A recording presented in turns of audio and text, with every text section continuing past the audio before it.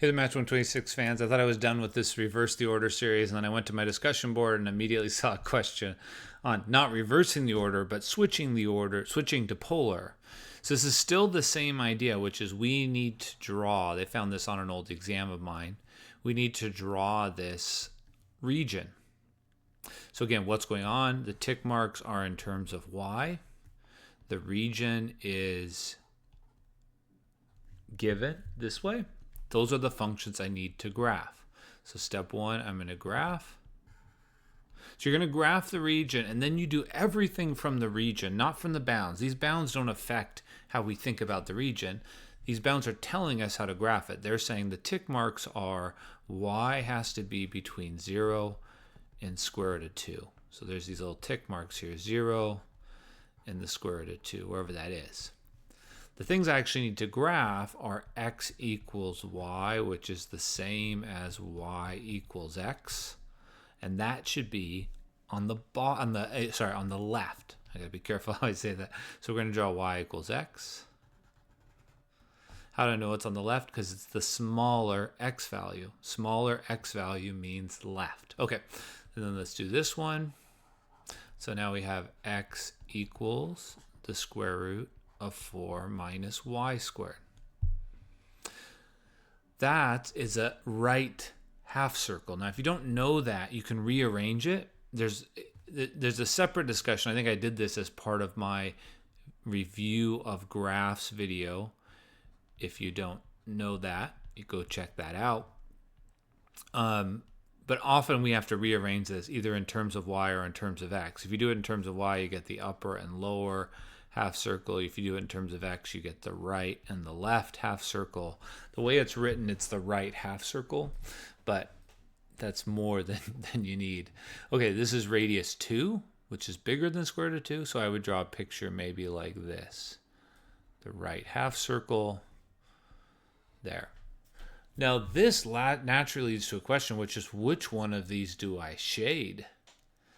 That's where it's helpful to know that this needs to be on the left and this needs to be on the right. You can also just plug in numbers. For example, if you plug in a 0, meaning if you're standing right here at y equals 0, and you plug it into both of these, this gives you a 0 and this gives you a 2. So the range for y equals 0 is 0 to 2. And this is where we should be shading. So you can always do that as a quick check. Oh, the square root of 2 should be lined up with where we are here.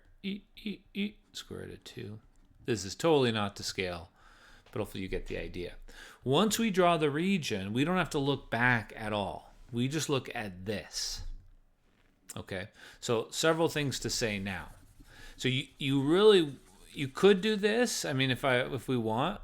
Actually, it would be sort of bad to do in terms of x because it changes right here. So I wouldn't want to do it in terms of x. You can do it in terms of polar fairly nicely. And why is that?